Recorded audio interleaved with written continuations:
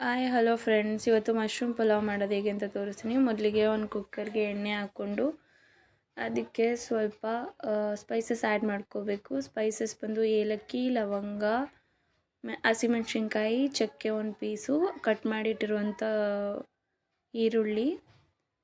ಈರುಳ್ಳಿನ ಚೆನ್ನಾಗಿ ಬಾಡಿಸ್ಕೊಂಡು ಅದರ ನಂತರ ಅದಕ್ಕೆ ಟೊಮ್ಯಾಟೋನ ಕಟ್ ಮಾಡಿಟ್ಕೊಂಡು ಆ್ಯಡ್ ಮಾಡ್ಕೊಳ್ಳಿ. ಈರುಳ್ಳಿ ಒಂದು ತೊಗೊಂಡಿದ್ದೀನಿ, ದಪ್ಪಗಿದ್ದಿದ್ದು ಈರುಳ್ಳಿ ಒಂದು ಕಟ್ ಮಾಡಿ ಇಟ್ಕೊಂಡಿದ್ದು ಟೊಮೆಟೊ. ಇದು ಯಾವುದೇ ಗ್ರೈಂಡ್ ಮಾಡಿರೋ ಮಸಾಲ ಹಾಕದಂತೆ, ಹೆವಿ ಮಸಾಲ ಹಾಕದಂತೆ ಮಾಡಿರೋಂಥ ಮಶ್ರೂಮ್ ಪಲಾವ್.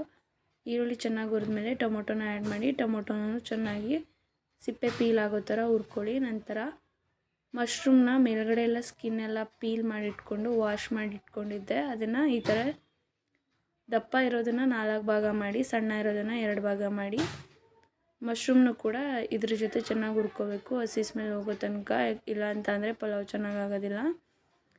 ಮಶ್ರೂಮ್ ಹೆಂಗೆ ಬೆಂದಿದೆ ಅಂತ ಗೊತ್ತಾಗಬೇಕು ಅಂದರೆ ಅದು ಚೆನ್ನಾಗಿ ಹುರಿದು ಕಲರ್ ಚೇಂಜ್ ಆಗಬೇಕು.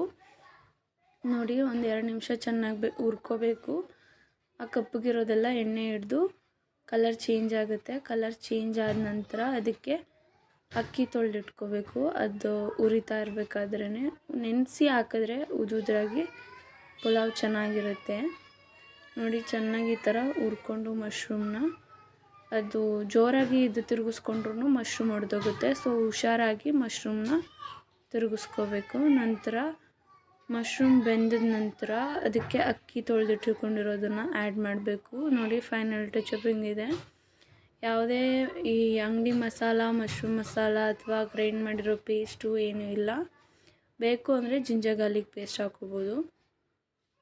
ಸೊ ತೊಳೆದಿಟ್ಟಿರ್ಕೊಂಥ ಅಕ್ಕಿನ ಮಿಕ್ಸ್ ಮಾಡಿಕೊಂಡು ಅದಕ್ಕೆ ನೀರು ಅದರ ಅಳತೆಗೆ ಪ್ರಮಾಣಕ್ಕೆ ತಗೊಂಡು ಹಾಕೋಬೇಕು.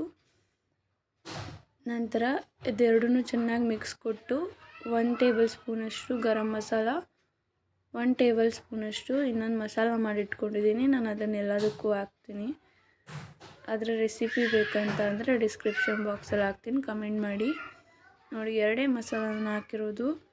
ಸೊ ಇದು ಹಿಂಗೆ ಹಾಕೋದ್ರಿಂದ ಗ್ಯಾಸ್ಟ್ರಿಕ್ ಆಗೋಲ್ಲ. ಮಸಾಲ ಕಡಿಮೆ ಹಾಕಿರೋದ್ರಿಂದ ಯಾರು ಬೇಕಾದರೂ ತಿನ್ಬೋದು. ಮಕ್ಕಳು ಇರೋರ ಮನೆಯಲ್ಲಿ ಖಾರ ಜಾಸ್ತಿ ತಿನ್ನಲ್ಲ ಅಂತ ಅಂದರೆ ಈ ಥರ ಮಾಡ್ಕೋಬೋದು. ನೋಡಿ, ಸೊ ಮಸಾಲ ಹಾಕಿದ್ಮೇಲೆ ಚೆನ್ನಾಗಿ ಇದು ಕುದಿ ಬರೋ ತನಕ ಇಟ್ಕೊಂಡು ಆನಂತರ ಲಿಡ್ನ ಕ್ಲೋಸ್ ಮಾಡ್ಕೋಬೇಕು. ಲಾಸ್ಟಿಗೆ ರುಚಿಗೆ ತಕ್ಕಷ್ಟು ಉಪ್ಪನ್ನ ಹಾಕಿ ಲಿಡ್ ಕ್ಲೋಸ್ ಮಾಡ್ತಾಯಿದ್ದೀನಿ. ನಂತರ ಒಂದೇ ವಿಷಲ್ ಕೂಗಿಸಿ ನಂತರ